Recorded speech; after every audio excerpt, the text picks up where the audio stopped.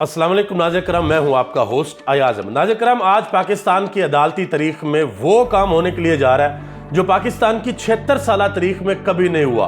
और दूसरा, यही अदालतें इमरान खान के बारे में क्या कहती रही थी। और अब जब पाकिस्तान मुस्लिम लीग नून के वकला ने दरख्वास्त दायर कर दी इस्लामाबाद हाई कोर्ट में कि नवाज शरीफ साहब पाकिस्तान आ रहे हैं और जब वो एयरपोर्ट पे उतरे तो उनको गिरफ्तार ना किया जाए बल्कि उनको राहदारी जमानत जो है वो दे दी जाए। अब वो किसने दरखास्त दायर की है, और यही दरखास्त जब इमरान खान के बारे में दायर की गई थी तो उस वक्त हमारी अदालतों ने क्या कहा था, और ये हमारी अदालतें नवाज शरीफ के बारे में क्या कहा करती थी, वो सारा कुछ मैं आपके सामने रखने लगा हूं। और आप फिर अंदाजा लगाइएगा कि हमारी अदालतें किस तरीके से अपनी तारीख को बदलने के लिए जा रही हैं। सबसे पहले नंबर पे मैं आपको ये बताता चलूं कि नवाज शरीफ के लिए दरख्वास्त इस्लामाबाद हाई कोर्ट में दायर की गई, किसी किस्म का एतराज उस दरखास्त के ऊपर नहीं लगाया गया, और माशाल्लाह आज ही बेंच भी तश्कील दे दिया गया और आज ही उसकी समाअत भी हो गई।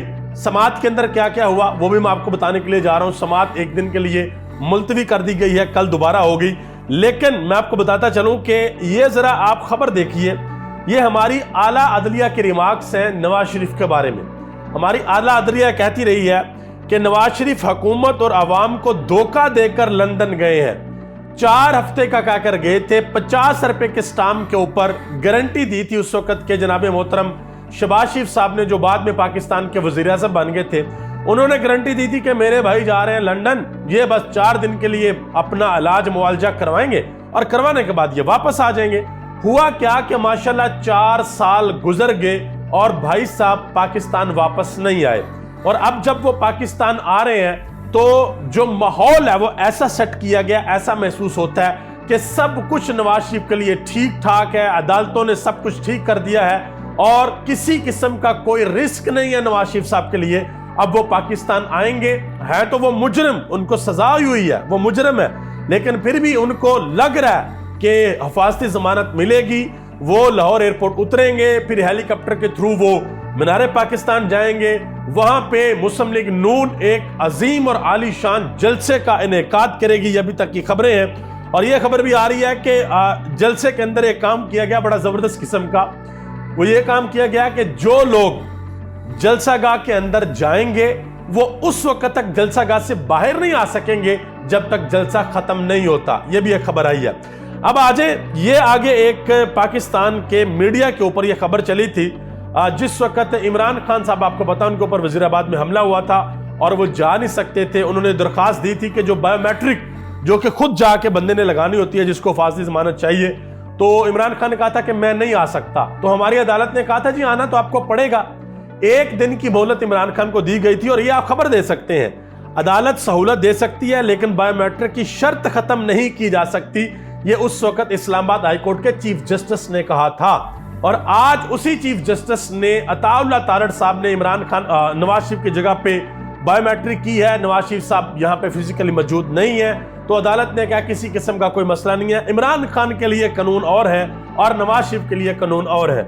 इमरान खान के जो वकील है नईम हैदर पंजोता, उन्होंने एक ट्वीट किया, बड़ा अहम ट्वीट किया, और उन्होंने पूछा कि इमरान खान के लिए कानून अलहदा और नवाज शरीफ के लिए कानून अलहदा क्यों है, आखिर इसकी क्या वजह है। उन्होंने जो ट्वीट किया वो मैं आपके सामने रखने के लिए जा रहा हूं। उन्होंने कहा कि इस्लामाबाद हाई कोर्ट ने तो अटॉर्नी जनरल के जरिए जमानत की दरखास्त दायर नहीं हो सकती थी, तो फिर ये कैसे हो गया। अब देखिए यहाँ पे मैं आपको एक बात समझाता हूं। जिस वक्त इमरान खान साहब के ऊपर हमला हुआ था वजीराबाद में, तो ये जो इमरान खान का वकील है नईम हैदर पंजोता, इनको इमरान खान ने अपना अटॉर्नी मुकर्रर किया था कि ये जाके मेरी वकालत और सारे कानून का मामला देखेंगे, ये अदालत में रिप्रेजेंट करेंगे मुझे।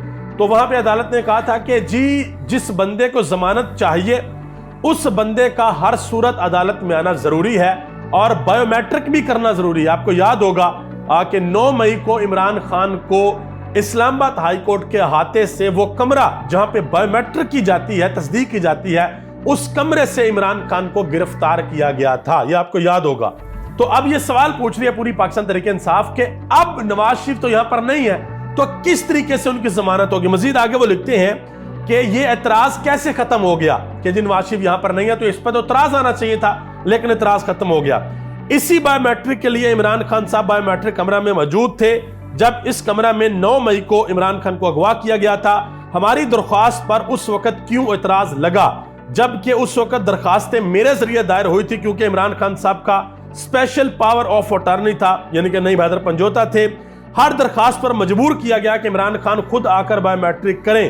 ہم بار بار کہہ رہے تھے کہ عمران خان صاحب زخمی ہوئے ہیں، وہ ویل چیئر پر ہیں، ان کا آنا مشکل ہے، ان کا زیادہ موومنٹ کرنا بڑا مشکل ہے، لیکن کوئی بات نہیں مانے گی۔ آج نواز شریف ملک سے باہر ہے تو کیسے ان کے اٹارنی کے ذریعے درخواست دائر ہوتی ہے اور درخواست پر کوئی اعتراض بھی نہیں لگایا جاتا؟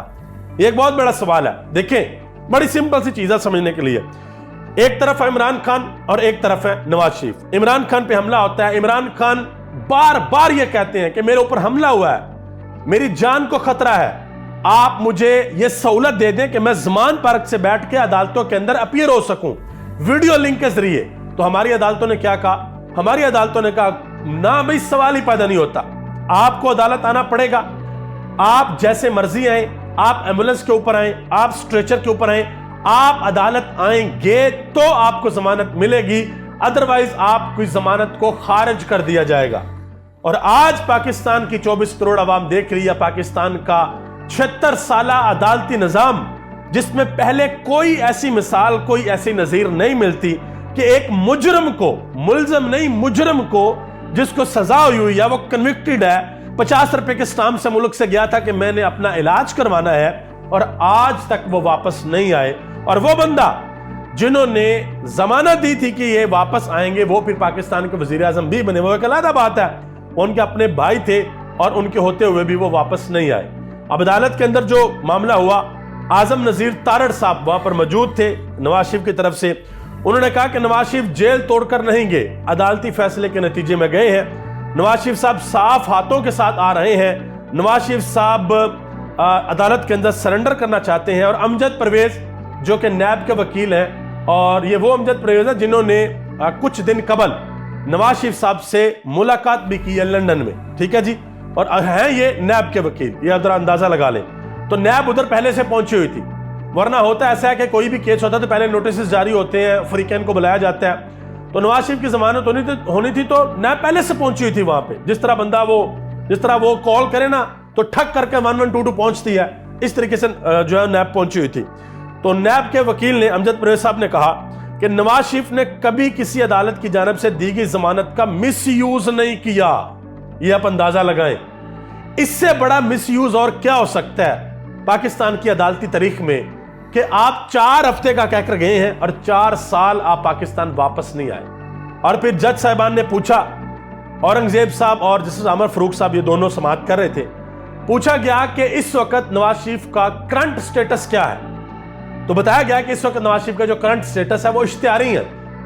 اب اشتہاری کو جناب محترم دیکھ لے، یہ پاکستان کی عدالت میں ایک تاریخ جو ہے وہ بن رہی ہے کہ ایک اشتہاری کو اب یہ عدالت ضمانت دے گی۔ اب دیکھنا دے گی بھی یا نہیں دے گی، ابھی تو خیر فیصلہ آئے گا، کل تک سماعت ملتوی ہو گئی ہے، اب دیکھنا کہ آگے کیا ہوتا ہے۔ آپ سب کا بہت بہت شکریہ۔ پاکستان زندہ باد، پاکستان کے عوام اور پاکستان کے ادارے زندہ باد۔